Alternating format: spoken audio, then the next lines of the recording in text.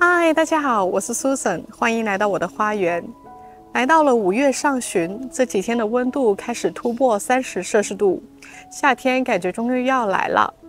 那今天我就带大家去看一下我家的花园在初夏的变化吧。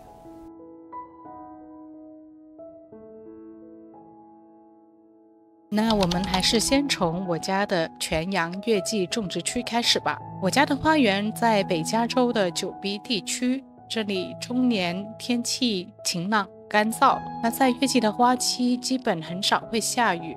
我们首先看到的是夏洛特夫人，经过2周的开放，夏洛特夫人依然有许多的花苞。不过因为它的花期并不是很长，因此呢，它不会像龙沙宝石一样成片开放。那在它的旁边，那就是大家都很熟悉的粉色龙沙宝石 Eden。 今年的龙沙宝石它的颜色比较浅一点，我推测应该是今年的春天温度比较高，温差比较小的缘故。因此呢，即使是在同一个地区，不同的微环境对于龙沙宝石它的颜色还是会有影响的。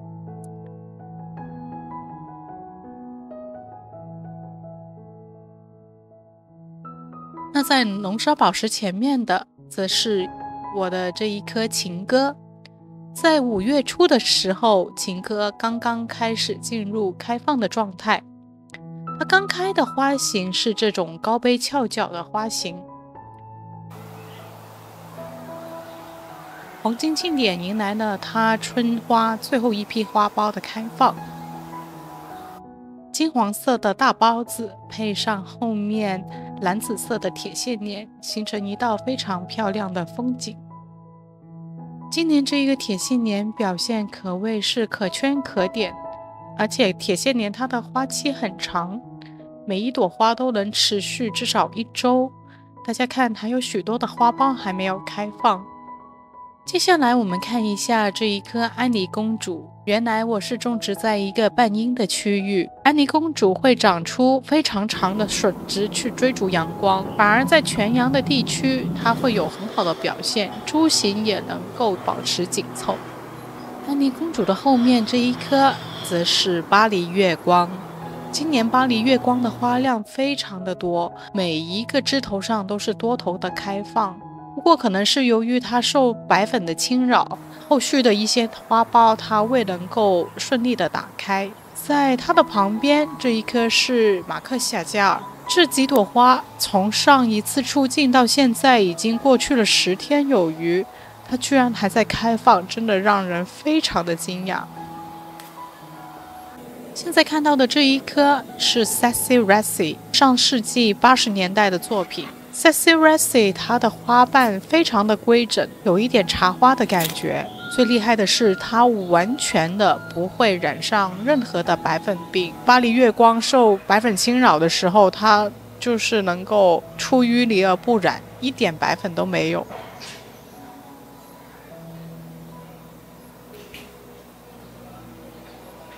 在5月初，我们突然迎来了一场大雨。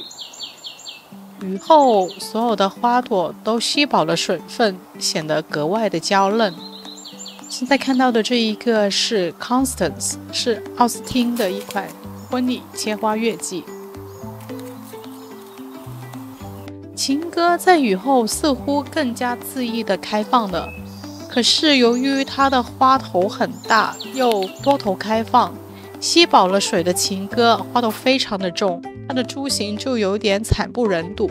我后来是用麻绳把它们捆在一根长的木棍上，才能稍微挽救一下它的株型。雨后感觉玫瑰们都很开心，部分晚花的品种也开始陆续的开放。比如这一颗是微风香水。在微风香水的旁边的紫色爬藤月季 Quicksilver 则是长出了强笋。我们再来看一下情歌它的优异表现，它的紫色真的是非常的纯正，不太偏粉，就是很漂亮很温柔的淡粉色。它的花瓣虽不如奥斯汀月季那样花心规整，但其实它整体看来，特别在远处看是非常的漂亮。但我觉得它开到后期是有一点波浪的感觉。情歌的花虽然不及 Violet Pride 那么的风花，但是我觉得它的花型以及花色更为取胜。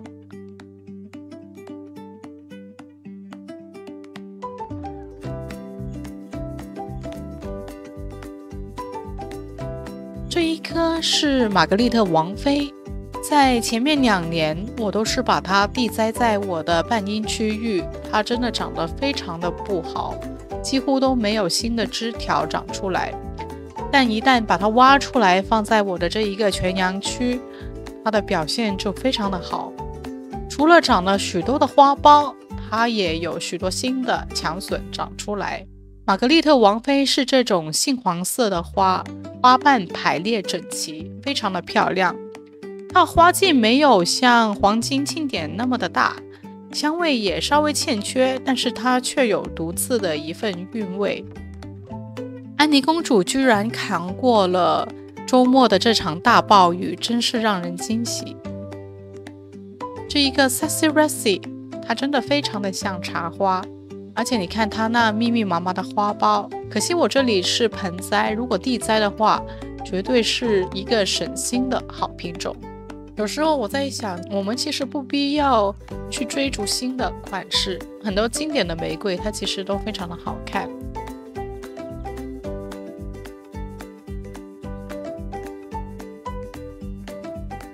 这一朵是 Delish， 它有非常浓郁的香气。马克夏加尔新开的条纹更加的明显鲜艳。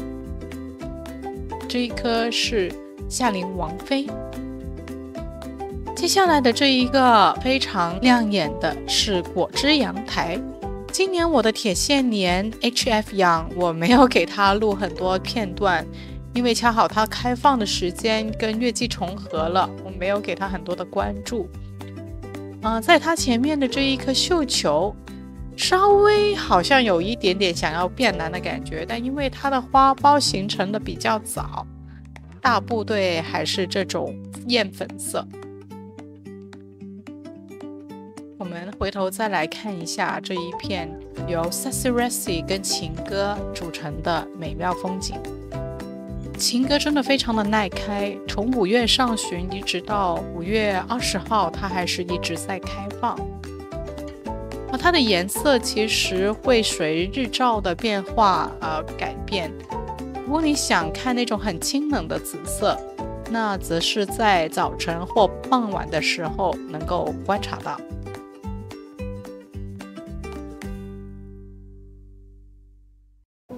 接下来是地栽的部分。那其实从今年开始，我就慢慢的跳出了月季坑，开始尝试各种各样不一样的植物，包括大家刚在前面看到的这一个非常可爱的有特点的这一个，就是一个针甸花，它是原产于南非的一个植物，它的叶片是那种皮革质地的，非常的适合我们在加州这种干燥的天气。主要是它的花好可爱，很有特点。它的品种叫 High Gold， 它其实是一个切花的品种，它能够长得很巨大。我暂时还没有想到把它能否把它地栽，但是呢，它种植在盆里是一个很漂亮的、很吸睛的存在。那在它的后面这一个是 Coco， 距离上一次我们拍摄的时候已经过去了半个月吧，因此它其实真的是非常的耐开，今年的表现很好。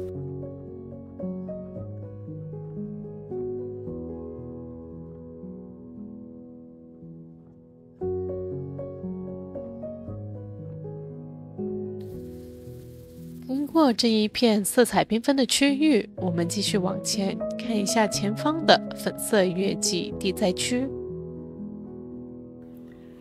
2星期过去了，肯特公主还在开放，当然它的花也算是奥斯汀里面耐阴性比较好的品种。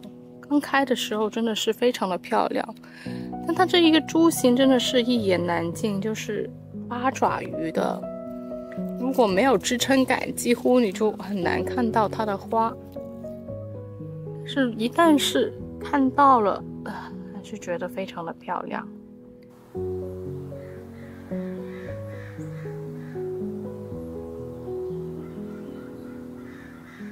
在它的旁边，这一颗深紫红色的是达西布塞尔，它还是陆续在开放之中。达西布塞尔跟前面的这一棵鼠尾草真是非常相称。但今年我觉得这棵达西布塞尔我修的有点高了，我明年要注意一下，它在修剪的时候要剪得矮一点，这样才能够跟前面的鼠尾草搭在一起。我在去年的时候地栽过一些大花葱，今年我也尝试了，但是那种很高大的没有长出来，没有开花，也许是今年不够冷的缘故吧。但是这种小型的大概只有30-40厘米高的这种小一点的花丛倒是开了，这是 Costco 买的球根，还挺可爱的，但是就觉得它有点垂头吧，我也不是很说得准。我是把它种植在这样的一个盆里面，还是挺可爱的。来，我们去看一下后面刚开的 All Dress Up。 这一颗 All Dress Up 去年把它挪了一下位置，它原来在更阴的地方，今年在这个位置还是慢慢的恢复当中吧。它的花没有很多，但是每一颗都很饱满，颜色也比在更阴的地方艳丽一些，可能是今年气温高，以及它所受到的日照也更多，这样两个原因。All Dress Up 它的花型并不是非常精致吧，但它的好处是它很健康，很皮实，花量很大，且耐晒。接下来是我的背阴区域，这里种的基本是奥斯汀的月季。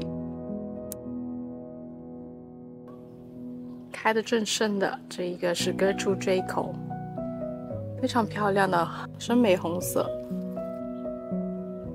跟它种在一起的是一颗铁线莲大荷，这颗大荷它其实花量一直都只有这几个，它的位置可能还是没有选得很好吧。戴斯德蒙纳接近它的花期的尾声了，因为很多都已经谢掉，需要修剪。这一串开的还行，这几天的高温估计它们到这个周末也要谢幕啦。旁边的瑞典女王，看后面的强笋，真的是希望不要长太高，太高我都已经看不到它的花了。开的时候还是很漂亮的。克莱尔今年的花其实很多，但它的开花枝很长，因此呢它都倒伏下来，你看这样唰倒伏下来，结果就让我看不到它的脸。我要想想办法把它看怎么样支撑在这个架子上面。它是这种很漂亮的白色包子花型的花，但它的其实不是很耐开，可能3天吧，即使是春花3天也就会散掉。波塞冬在这里真的不确定它今年会怎么样的表现，希望这一颗能够打开吧。虽然我很想让它跟旁边的罗尔德达尔同荒，但今年它们是不同步的。波塞冬明显要慢半拍。到了5月下旬，波塞冬它终于开花了，清冷的紫色确实是非常的漂亮，但因为它不太耐晒，在春季花也就只能维持个2-3天。我要再考虑要不要在这个位置更换别的紫色品种。在旁边的就是今年的罗尔德达尔，可惜这2天有点太热了，有一点花要散掉，但它刚开的话是很漂亮的。看这一个，它是这样一束上来的，很好看的颜色。它旁边的大飞燕也支撑到现在，终于可以跟它同框了。那在它的后面呢，就是一直都很稳定的小仙女奥利维亚。奥利维亚现在开了有10天了吧，还是不错，开的早了已经谢掉了，但还在不停的开花当中。今年它有一点倒伏，情况不是很严重。这一颗呢是一个奥斯汀系列的品种，朋友给我的扦插小苗，但品种我已经忘记是什么了，要不就是 Wesley 2008，要不就是温柔的鹤鸣，很漂亮的杯状的花型。来到我们这一个小路的位置，在前面的开得非常的灿烂的这一个是大冰菊 Shasta Daisy， 这一个是我从去年应该说是前年开始种的，一开始只有小小的2株，现在已经蔓延起来了。在今年的冬天也把它分株在这一个小路的右边它也开始长起来。因此一旦是成熟了以后，它真的是非常的省心。这个位置是没有滴灌，完全没有浇水，可能仅仅靠露水，以及是我有时候浇水顺便带一下，它能够开到很好的花。它的叶子呢是那种很厚实的，有一点点毛绒边，所以呢它很适合在加州这个干燥的条件下面。我们有时候看到这种已经开败了，你也可以把它这样掐头把它丢掉就好。穿过这个小路，我们来到我的这一个白色花茎部分，接替过杜鹃，它现在这个季节开的白色的绣球。这个白色的绣球是我新入的品种，它的品种名就是最近很火爆的绕跑新娘 A Fairy Tale Bride。 可以看它是这种蕾丝的花边，它的花瓣其实挺大的单朵，然后它就是这样一个上来，中间是那种小的可玉花，旁边是一圈。你可以说它是蕾丝花型，或者是秃子花型，或者是地中海花型都无所谓。我有见过那种改良的，就是整片开放，但是我不觉得就不够现在这种蕾丝花型那么灵动，那么可爱。你再看到另外一边呢，就是这一个弗吉利亚属刺它很耐阴，它现在也慢慢要打开了。你看它一串串的花穗，真的很可爱。在它的旁边，今年的这一颗 Percy Wiseman 并没有开花，我以为这些是花苞，但没想到它仅仅是长叶。有可能是它的光照不足，要不就是它的肥料不够。我要想想看怎么样才能让它开花。它去年开花倒是很漂亮的，它今年就是没有养好。那我们继续往前走，就是我的背阴的区域。今年这一个背阴的区域，我其实做了相当大的一些变化。先是这一个花叶的爬藤型的类似绣球的一个植物，我因为是冬天买回来的打折苗，还没有看到它的花，但是它这一个叶片确实能够给这一个半阴的区域提供非常漂亮的亮彩的花叶。在它的旁边呢，我就把一颗原来在这里的高山杜鹃给挖走了，因为它的叶片很明显就是晒伤了。虽然上午很阴，但下午最毒辣的阳光的时候，它其实很晒的。我在这里种上的这一个 Lavender Crush， 因为这个其实是在一棵大树的下方。Lavender Crush 它的根系很强健，因此我们就把它放在这里。后面的这一棵我完全没有管，压根就没有修剪，也没有横拉，什么都没有的。这一颗 Sally Holmes 莎莉福尔摩斯，它在这一个非常阴的区域，天哪，这花苞简直就惊人。部分已经开了，但是呢，主要的大部队还在后面，再过半个月应该会很好看。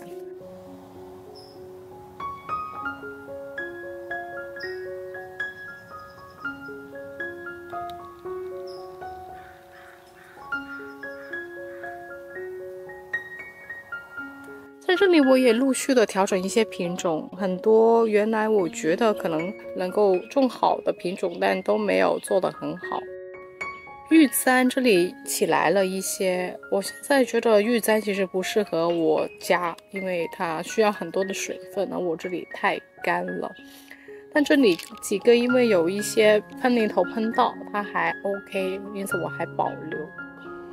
那今年这一颗呢，花叶的智利百合长得很好，但没想到看长得最好的是这一个蕨类，非常的大，很好看。那今天就到这里，如果您喜欢我的节目，记得点赞订阅。如果您有任何关于月季玫瑰的问题，欢迎在评论区留言，我会尽快的回复。那我们下期再见，拜拜。